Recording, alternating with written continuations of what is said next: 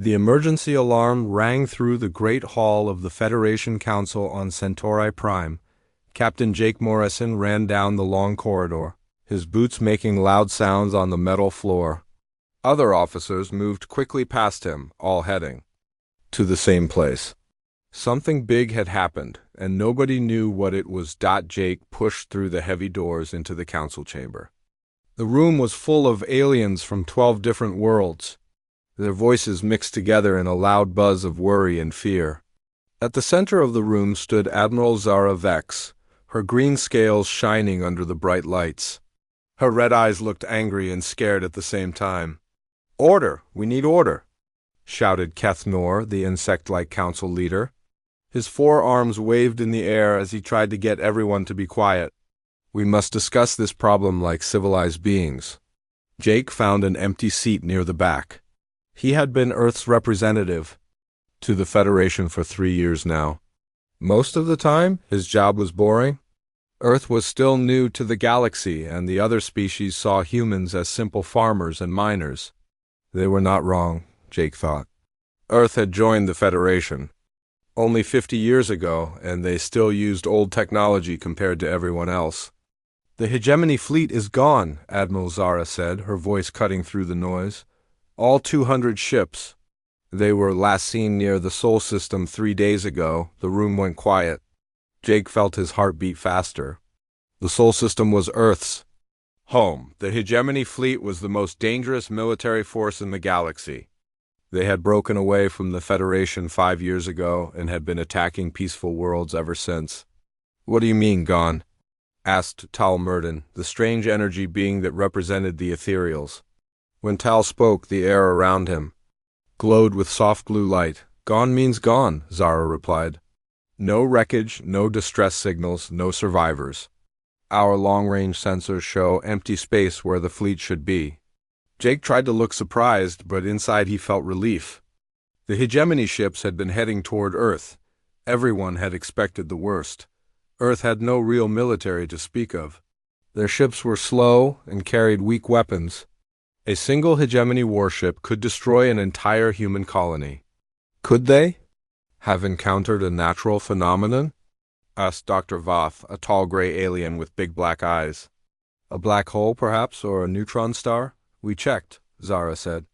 "Space in that area is normal, no gravitational problems. No radiation storms. Nothing that could make 200 warships disappear." Kethnor's antenna twitched with worry. "What about ancient technology?" "The precursors left many dangerous devices throughout the galaxy." The precursors were a mystery that haunted every species in the Federation.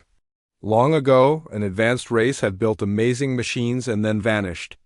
Sometimes these old devices still worked, and they were always more powerful than anything the current races could build. "That is possible," Tal Murden said, floating higher in the air. "But why would precursor technology activate now? Most of their devices have been silent for millions of years." Jake listened to the discussion and tried to act like a worried human. Diplomat, inside, he knew the truth was much different. Earth was not the simple farming world that everyone believed.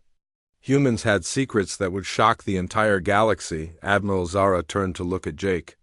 "Captain Morrison, your people live in the Sol system. Have you noticed anything unusual?" Jake shook his head. "Nothing at all, Admiral. Our sensors are not very good, but we would have seen something as big as the Hegemony fleet. It was not exactly a lie. The official human sensors really were weak. But Earth had other ways of watching space that the Federation knew nothing about." "We need to send investigation teams," Kethnor announced. "If the Hegemony fleet found some new weapon, we must learn about it before they use it against us." "Agreed," said Zara. "I will lead the military investigation. We need our best scientists and our strongest ships.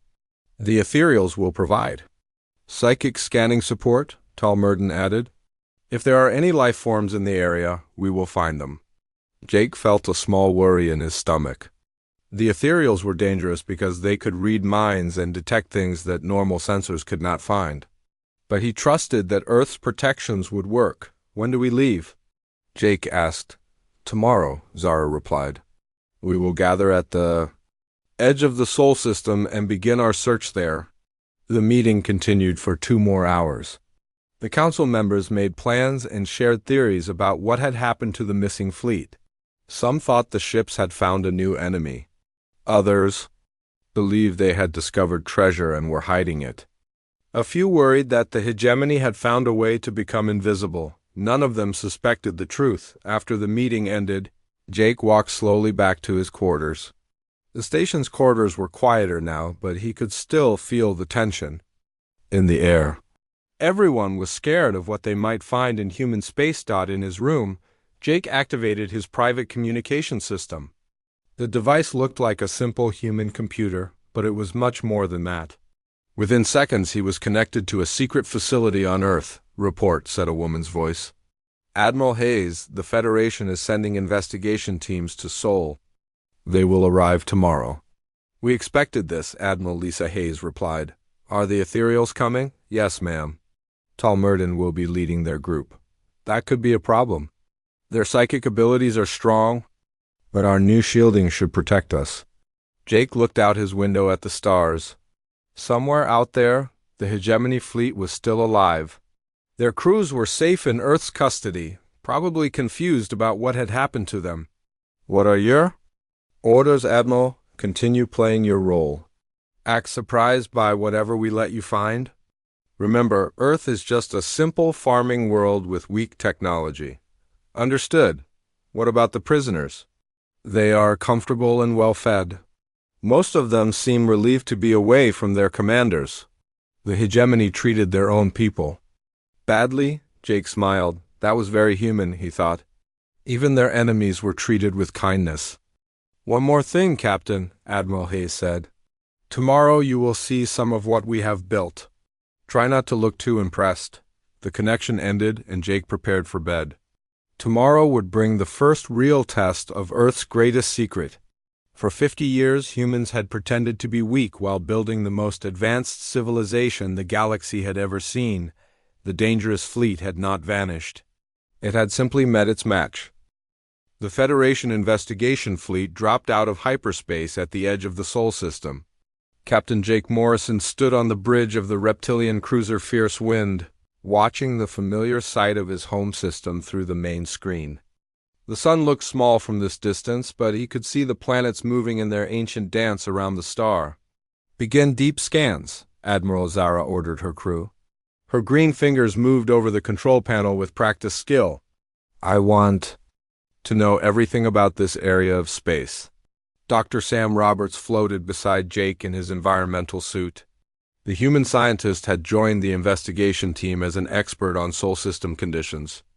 Jake knew Sam was really much more than a simple researcher, but the aliens saw him as just another primitive human trying to help. "Interesting," said Dr. Voth from his science station. The gray alien's large eyes reflected the glow from his. "Instruments. I am detecting unusual gravitational readings near the gas giants." "What kind of readings?" Talmurden asked. The ethereal being drifted through the air, his blue energy form pulsing with concentration. "The gravity fields are not natural. Something has been bending space-time in this system." Jake felt his heart speed up, but he kept his face calm. Earth's defensive systems used gravity manipulation technology that was far beyond anything the Federation understood. Could this be connected to the missing fleet? Admiral Zara asked. "Possibly," Dr. Voth replied. "These readings suggest the use of dimensional manipulation technology. Very advanced dimensional manipulation." Sam Roberts spoke up in his best, confused voice. "I don't understand. Earth doesn't have technology like that. We can barely manage faster than light travel." "Of course not," Zara said, not meaning to insult him. "No offense, Dr. Roberts, but your people are still learning basic space science. This technology is beyond even our capabilities." Jake watched Sam nod with fake embarrassment. The human scientist was actually one of Earth's leading experts on dimensional physics, but he played his part well. "We should investigate Jupiter first," suggested Dr. Voth. "The gravitational readings are strongest there." The investigation fleet moved deeper into the Sol system.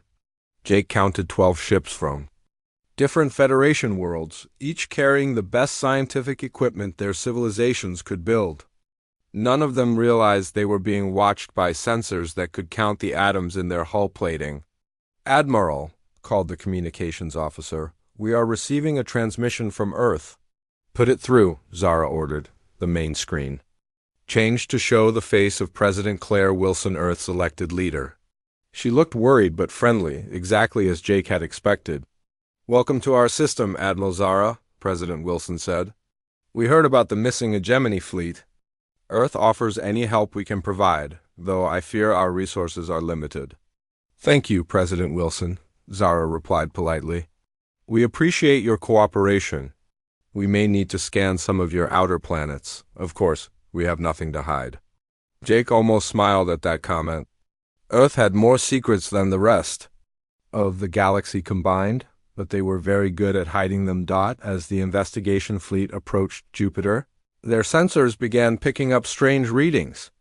The great planet's magnetic field was behaving oddly, and there were energy signatures that did not match any known technology. "This is impossible," Dr. Voth muttered, staring at his instruments. "These readings suggest the presence of technology that manipulates the basic forces of reality."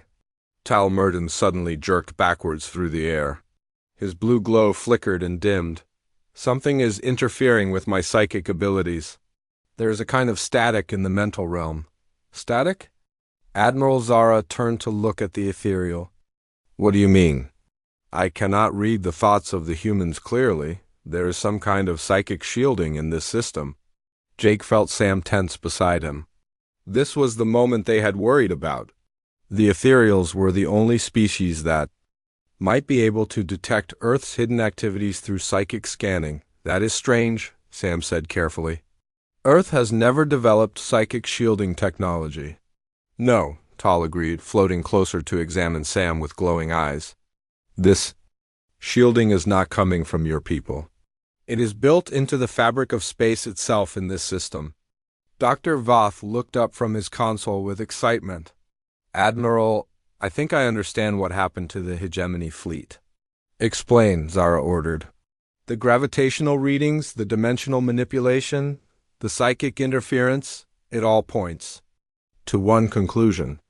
There is a precursor facility somewhere in this system, a very large and very active precursor facility." The bridge went quiet. Everyone knew that precursor technology was incredibly dangerous. Ancient machines had destroyed entire star systems when they malfunctioned. But why would it activate now? Asked the navigation officer. "Perhaps the hegemony fleet triggered some kind of defense system," Dr. Voth suggested. "The precursors may have left guardians to protect important locations." Jake knew they were getting close to the truth, but not in the way they expected. Earth had indeed found precursor technology, but humans had learned to use it rather than simply activating ancient programs.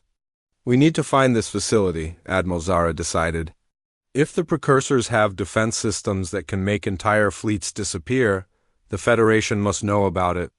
Over the next 6 hours, the investigation ships spread throughout the Sol system. They scanned every planet, every moon, and every asteroid they could find.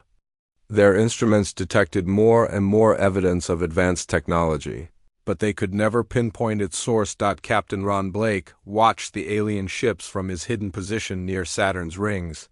His fighter squadron was completely invisible to Federation sensors, protected by technology that bent light and electromagnetic radiation around their hulls. The aliens passed within a few kilometers of his ships without detecting anything. "Control, this is Shadow Leader," Ron whispered into his communicator. "The investigation fleet is getting suspicious. They know something is here. Continue monitoring." "Shadow Leader," came the reply from Earth's hidden command center. "Do not intervene unless they discover a critical facility." Ron smiled inside his helmet. The critical facilities were so well hidden that the Federation would need 1,000 years to find them. Earth's bases existed in pocket dimensions that overlapped normal space but remained completely separate from it, back on the fierce wind. Dr. Voth was becoming more excited by the hour. "Admiral, the energy readings near Mars are off the scale." Whatever is generating this power is enormous. Take us there, Zara ordered Dot as they approached the red planet. Their sensors detected massive energy flows moving beneath the surface.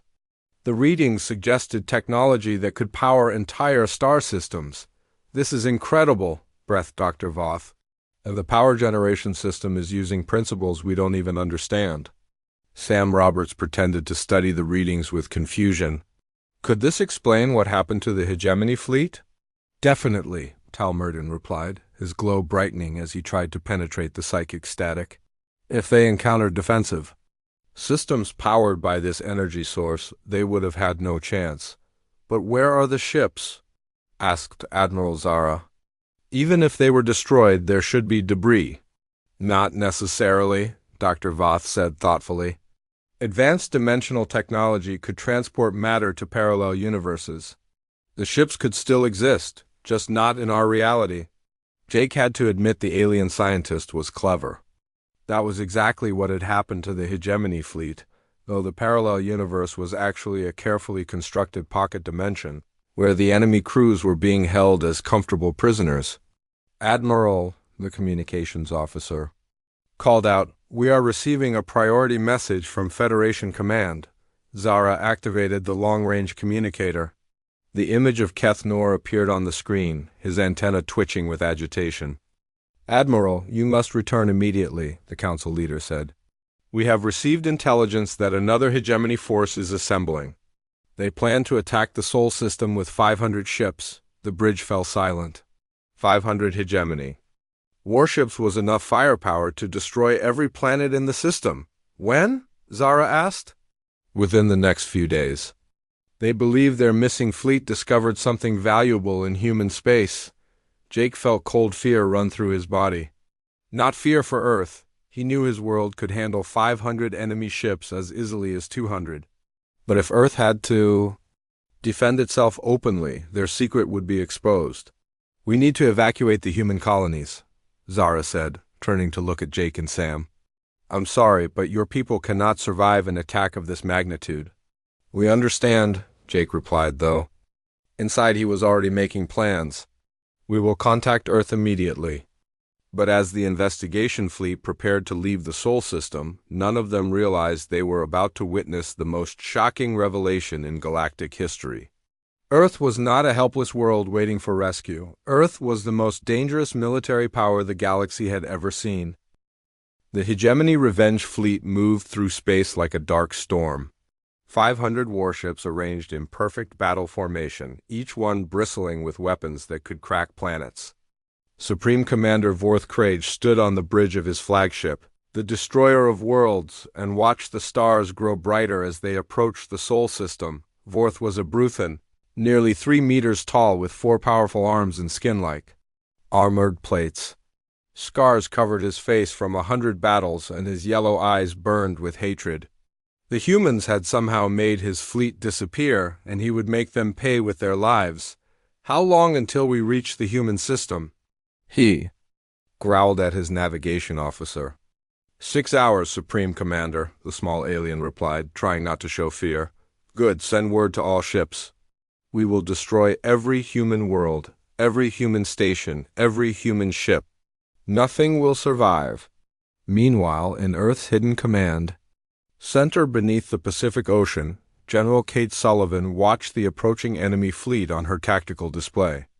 The facility was enormous, carved out of the ocean floor and protected by shields that could stop nuclear weapons. Hundreds of officers worked at advanced computers, coordinating Earth's defenses across the entire solar system. "General, the Hegemony. Fleet will arrive in 6 hours, reported Lieutenant Ben Carter, returning from his reconnaissance mission. 500 ships, all heavily armed. Their commander seems determined to destroy everything in the system." Kate nodded calmly. She was a small woman with gray hair, but her eyes held the strength of someone who had commanded Earth's secret military for 20 years. "What about the Federation investigation fleet?" "They are trying to evacuate our outer colonies." "Admiral, Zara believes we have no chance of survival." Kate almost smiled. The Federation still thought Earth was defenseless. They had no idea that human colonies existed throughout the galaxy, hidden and protected by technology that made their own science look like stone tools. "Begin activation of all defense platforms," Kate ordered. "Full power to the dimensional shields. Notify all hidden bases that we are moving to combat status." Across the Sol system, Earth's true military power began to wake up. On the moon, massive doors opened in the gray surface, revealing weapon systems that had been hidden for decades. Inside the asteroid belt, mining stations transformed into battle platforms armed with gravity cannons that could crush starships like tin cans around Mars. Invisible space stations shimmered into view, their hulls covered with technology that seemed to bend reality itself. Near Jupiter, defensive satellites the size of cities powered up energy shields that could protect entire planets. Captain Jake Morrison stood on the bridge of the Federation cruiser, watching the organized evacuation of human settlements. The alien crew worked frantically to save as many people as possible, not knowing that the settlements were mostly empty. The real human population lived in hidden cities that existed in pocket dimensions, completely safe from any attack. "Jake," Admiral Zara said, her voice heavy with sadness, "I'm sorry we cannot save everyone. Your people deserve better than this." Jake felt genuine appreciation for the aliens' concern. "You're doing everything you can, Admiral. We understand." Dr. Sam Roberts approached them, pretending to look worried. "Admiral, our long-range sensors are detecting massive energy buildups throughout the system. We don't understand what's causing it." Before Zara could reply, Lieutenant Ben Carter's voice came over the emergency communication system. His message was broadcast to every Federation ship in the area. "All Federation vessels, this is Earth Defense Command. Please move to minimum safe distance from all planetary bodies. We are activating system-wide defensive measures." The bridge went silent. Admiral Zara stared at the communicator in confusion. "Earth Defense Command? What is Earth Defense Command?" Jake decided it was time to stop pretending. "Admiral, there are some things about Earth that the Federation doesn't know." "What do you mean?" Before Jake could answer, space around them began to change. The stars seemed to shift and bend as massive energy fields activated throughout the Sol system. The Federation ship's instruments went crazy as they detected power levels that should have been impossible on the main screen. They watched in amazement as the moon's surface opened like a flower. Gigantic weapons emerged from hidden chambers, each one larger than the Federation's biggest battleships. Energy crackling between them created a web of defensive fire that could destroy anything that came within range. "This is impossible," Dr. Voth whispered, his gray face pale with shock. "Where did all this technology come from?" "We've been busy," Sam Roberts said, dropping his act of confusion. "For the past 50 years, we've been building the most advanced military force in galactic history." Tal Murden suddenly blazed with bright light as his psychic abilities were released from the static that had been blocking them. "I can feel them now," the ethereal gasped. "There are millions of human minds in this system, all connected to a vast network of consciousness. They are not primitive at all. They are more advanced than any species I have ever encountered." The hegemony fleet arrived at the edge of the system and immediately encountered Earth's first line of defense. Invisible mines that existed enfolded. Space-time exploded around the enemy ships, creating gravitational waves that tore apart their formations. Vorth Krage roared in anger as his perfectly organized fleet was scattered across thousands of kilometers. "What is this? Where are these attacks coming from?" "Supreme Commander, we cannot detect the source of the weapons," his tactical officer reported. "Our sensors show empty space, but something is destroying our ships." "Impossible. The humans have no military technology." But as Vorth watched, more of his ships began to disappear. Not destroyed, simply gone as if they had never existed. Reality seemed to twist around his fleet, and space itself became their enemy. General Kate Sullivan watched the battle from her command center. Earth's defensive systems were working perfectly. Dimensional nets captured enemy ships and transported them to secure holding areas. Gravity weapons crushed others into harmless debris. The few hegemony ships that managed to fire their weapons found their energy beams redirected back at themselves. "General, the Federation fleet is requesting permission to help," reported her communications officer. "Tell them to stay back," Kate ordered. "We don't want to accidentally damage their ships." On the Federation cruiser, Admiral Zara watched in complete amazement as the human defenses systematically destroyed the most powerful military force in the galaxy. Weapons that bent the laws of physics tore through hegemony battle formations. "Like they were made of paper?" "Jake," she said quietly, "how long has Earth possessed this technology?" "About 75 years," Jake replied honestly. "We found something buried under our ice that changed everything." "The precursor technology you detected," Dr. Voth said with understanding. "You didn't just find it, you learned to use it." "Better than that," Sam added. "We learned to improve it." The battle was over in less than 3 hours. 500 of the galaxy's most feared warships had been neutralized without causing any damage to Earth's defenses.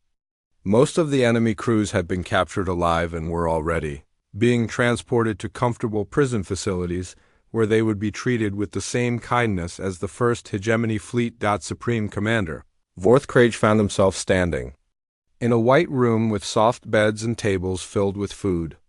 Other captured hegemony officers stood around him, all looking confused and defeated. "Where are we?" one of them asked. "In human custody," Vorth replied, his anger replaced by bewilderment. "But they have not harmed us." A human woman entered the room.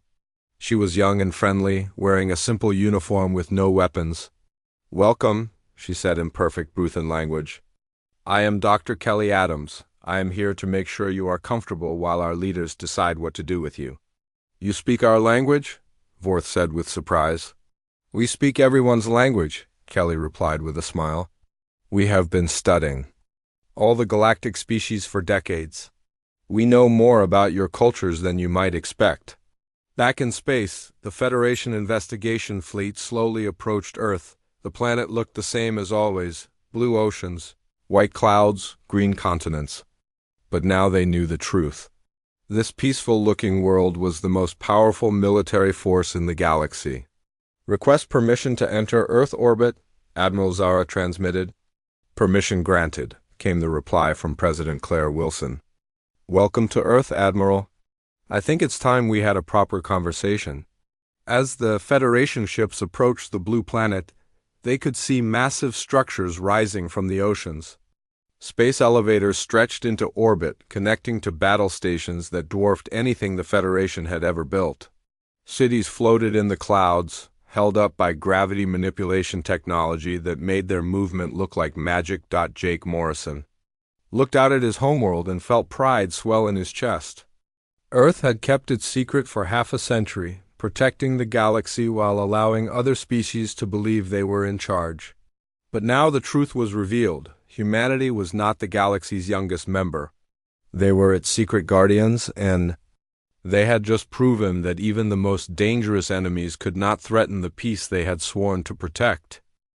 President Wilson walked through the corridors of the F6 months had passed since the galaxy learned Earth's secret.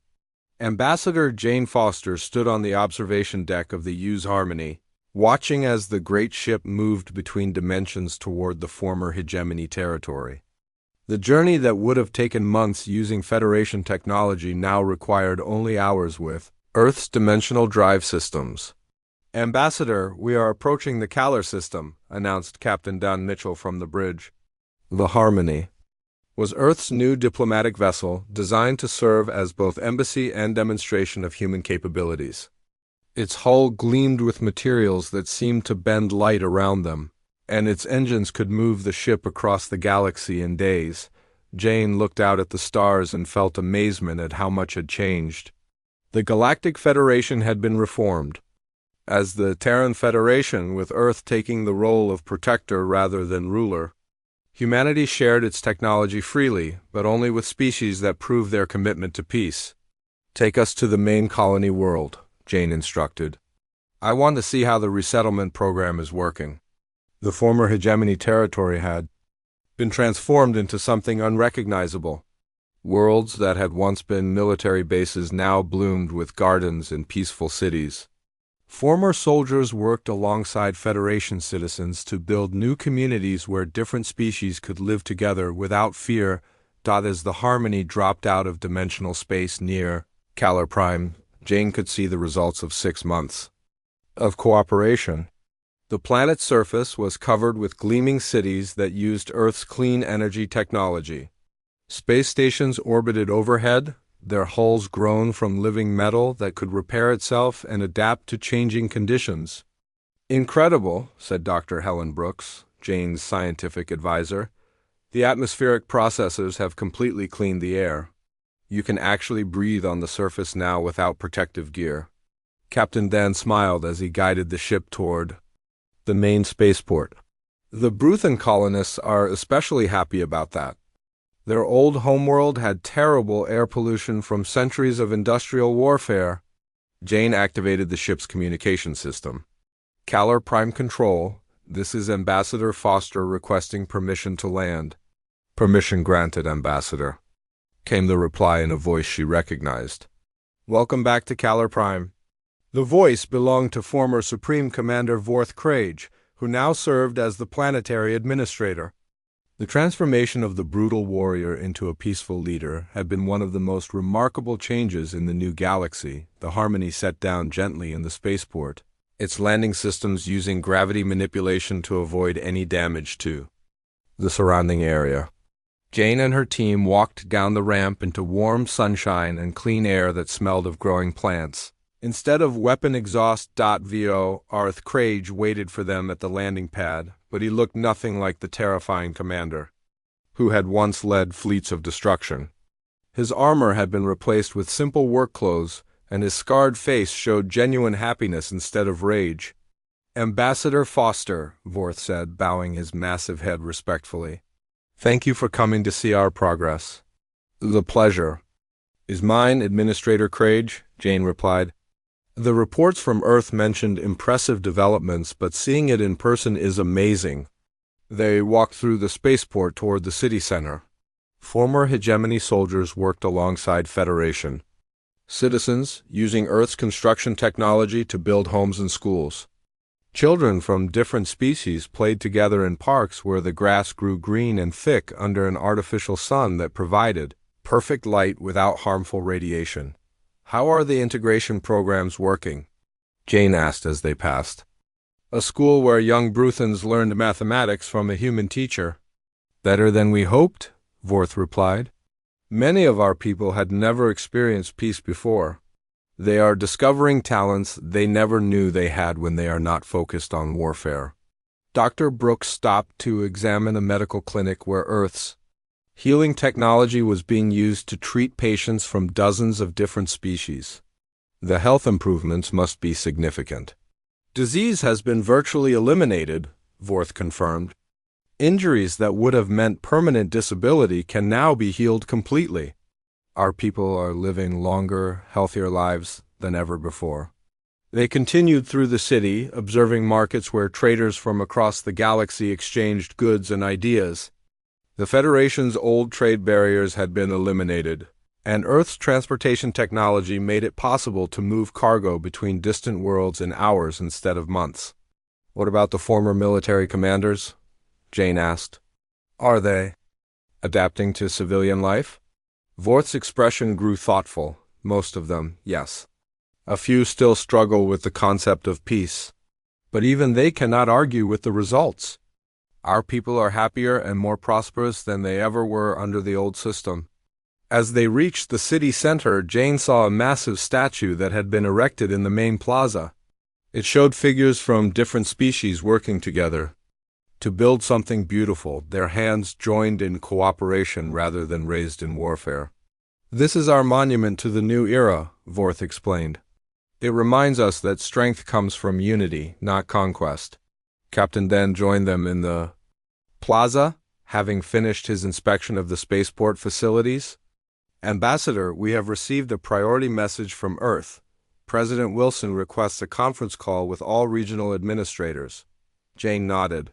"Set it up in the government building. I want Administrator Krage to participate." They moved to the Planetary Administration Center, a graceful building that seemed to grow from the ground like a living tree. Inside, the walls displayed real-time information about every aspect of the colony's health and development. Crime rates, production levels, education statistics all showed steady improvement. The conference room contained a circular table where representatives from different species could meet as equals. When Jane activated the communication system, holographic images of leaders from across the galaxy appeared around the table. President Wilson's image smiled warmly from Earth. "Greetings, everyone. I called this meeting to discuss the proposal for expanding our protection network to the Outer Rim territories." Elder Vix appeared next, his ancient features showing satisfaction. "The Federation Council has approved the expansion. We believe it is time to extend our peaceful influence to regions that have never known stability." "What about the military aspects?" asked Admiral Zara, her image flickering slightly due to the vast distance between worlds. General Kate Sullivan materialized at the table, her small frame radiating quiet authority. "Earth's defense fleets are ready to establish monitoring stations throughout the Outer Rim. We can provide protection without imposing our will on local governments." Vorth Crage leaned forward eagerly. "Many of the Outer Rim worlds are populated by species that were driven from their homes by warfare. They would welcome the chance to build peaceful communities." "That brings up an important point," President Wilson said. "We must be careful not to repeat the mistakes of past empires. Our goal is protection and assistance, not control." Jane spoke up. "The resettlement programs here on Kalar Prime could serve as a model for Outer Rim development. We have proven that former enemies can become productive citizens when given the opportunity." Dr. Brooks added her observations. "The psychological studies show remarkable improvements in mental health when individuals are removed from military stress and given meaningful civilian work." "What about species that prefer to remain independent?" asked Tal Murden, his energy form pulsing with thoughtful consideration. "They will be free to do so," President Wilson assured him. "Earth's protection does not require political submission. We will guard their borders and provide assistance when requested, but local governance remains their choice." The conference continued for another hour, with leaders from across the galaxy contributing ideas and concerns. The final decision was unanimous. The Terran Federation would extend its protective influence to the Outer Rim, offering the same opportunities for peace and prosperity that had transformed the former hegemony territory. After the conference ended, Jane walked with Vorth through the evening streets of the colony. The artificial sun was setting, creating a warm, golden light that made the city seem almost magical. Children played in the streets while their parents sat on porches, enjoying the peace that had once seemed impossible. "Do you ever miss the old days?" Jane asked the former commander. Vorth thought for a moment before answering. "I miss the simplicity of warfare. When your only goal is victory, decisions are easy. But I do not miss the fear, the anger, or the constant death." "What do you think the galaxy will look like in 100 years? "I think," Vorth said slowly, "that our children will grow up in a universe where warfare is just an old story that their grandparents tell them. They will never know the fear of wondering if their world will be destroyed tomorrow." As they reached the spaceport where the Harmony waited, Jane felt a deep sense of satisfaction. The dangerous fleet that had vanished 6 months ago had been transformed into something much more valuable than a military force. They had become builders, teachers, and guardians of peace. "Ambassador," Captain Dan called from the ship's ramp, "we have received confirmation from Earth. The Outer Rim expansion has been approved by." Captain Jake Morrison stood at the observation deck of Luna Station, watching the alien ship approach through the darkness of space. The vessel looked nothing like the movies had predicted. It was smooth and white, shaped like a giant egg, with no visible weapons or sharp edges. It moved slowly, almost carefully, as if its pilot was afraid of bumping into something. "First contact," Jake said to himself. After decades of searching the stars and sending radio signals into the void, something had finally answered back. The beings called themselves Valerians. and they claim to represent something called the Galactic Council. Admiral Lisa Chun walked up beside him. She was a small woman with gray hair, but her eyes were sharp and alert. "Nervous, Captain?" "Excited," Jake replied. "This changes everything. We're not alone anymore." The Valerian ship docked with Luna Station using mechanical arms that extended like gentle fingers. No grinding metal, no sparks, no drama. Everything about these aliens seemed soft and careful. Jake had expected something more impressive for humanity's first meeting with another species. Ambassador Zenth emerged from the ship's airlock. He was tall and thin, with pale blue skin and large dark eyes. His movements were slow and graceful, like he was walking underwater.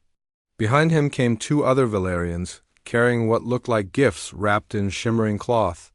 "Greetings, humans of Earth," Zenth said in perfect English. His voice was gentle and musical. "We come in peace and friendship. We represent the Peaceful Unity Alliance, a gathering of civilized worlds dedicated to harmony and cooperation." Jake stepped forward and extended his hand. Zenth looked at it curiously for a moment before carefully touching Jake's palm with his own long fingers. The alien's skin felt cool and smooth. "Welcome to Luna Station, Ambassador," Jake said. "We're honored to meet you," Admiral Chun joined them. "We've prepared a conference room where we can talk more comfortably. We have many questions about your people and your alliance." As they walked through the station's corridors, Jake noticed how the Valerians moved. They never hurried, never pushed past anyone, never even raised their voices above a whisper. The station's crew, hardened military personnel, looked like giants next to these delicate beings. In the conference room, Zenth began to explain his mission. "The Galactic Council has observed your species for some time. We know that humans have recently developed space travel and have shown interest in exploring beyond your solar system. This is why we have come to offer you membership in our alliance." "Admiral." Chun leaned forward. "That sounds wonderful. What would membership involve?" "The alliance represents 47 different species across 12 star systems," Zenth continued. "We share technology, knowledge, and resources. We have eliminated poverty, disease, and conflict from our worlds. All members enjoy perfect peace and prosperity." Jake felt a surge of excitement. This was better than humanity's wildest dreams. "What do we need to do to join?" Zenth paused and looked at his companions. "There is one requirement. All Alliance members must undergo what we call the pacification protocols. It is a simple medical procedure that removes aggressive tendencies and competitive instincts from your species." The room fell silent. Admiral Chun's expression changed. "Removes aggressive tendencies?" "Yes," Zenth said, smiling as if he was offering them a gift. "We understand that your species evolved on a harsh world where competition and violence were necessary for survival. This has left you with primitive instincts that cause suffering and conflict. The pacification protocols will free you from these burdens." Dr. Kevin Walsh, Earth's top psychologist, had been quiet until now. "Ambassador, when you say remove aggressive tendencies, what exactly do you mean?" "The procedure eliminates the parts of your brain that generate anger, competition, territoriality, and the desire to dominate others," Zenth explained. "After pacification, your people will be incapable of violence or conflict. You will find true peace." Jake felt something cold settle in his stomach. "What if someone attacks us? How would we defend ourselves?" Zenth looked confused. "Attack? No Alliance member has been attacked in over 3,000 years. There is no need for defense when all beings choose peace. But what if someone chose not to be peaceful?" Admiral Chun asked. "That is impossible after pacification," Zenth replied. "The very concept of choosing violence becomes meaningless. Your neural pathways for aggression will simply no longer exist." Dr. Walsh leaned back in his chair. "Ambassador, aggression and competition aren't just primitive instincts for humans. They drive our innovation, our exploration, our art, our sports, our entire culture. Without them, we wouldn't be human anymore." "Exactly," Zenth said happily. "You would be civilized." The humans exchanged glances. Jake could see the same thought in everyone's eyes. These aliens wanted to lobotomize the entire human race. We appreciate your offer, Admiral Chun said carefully. But we need time to consider this. It's a big decision for our species. Of course, Zenth replied. We understand that primitive species often resist pacification at first. We will give you 6 months to think about it. Surely, once you understand the benefits, you will choose to join the civilized galaxy. As the meeting ended and the Valerians returned to their ship, Jake stood again at the observation deck. He watched their egg-shaped vessel drift away into space, moving with the same careful, gentle motion. What do you think? Admiral Chun asked, joining him. Jake was quiet for a long moment. I think they have no idea what they're dealing with. What do you mean? They think we're primitive because we can fight. They don't understand that the ability to fight is what let us survive long enough to reach the stars. They don't realize that competition drives us to be better, that aggression can be channeled into protection and achievement. Admiral Chun nodded slowly. They want to turn us into something we're not. They want to turn us into them, Jake corrected. Gentle, passive, defenseless. He paused. I wonder what happens to civilizations like theirs when they meet something that didn't choose to be pacified. As the Valerian ship disappeared into the darkness, neither human realized they had just asked the question that would soon shake the entire galaxy.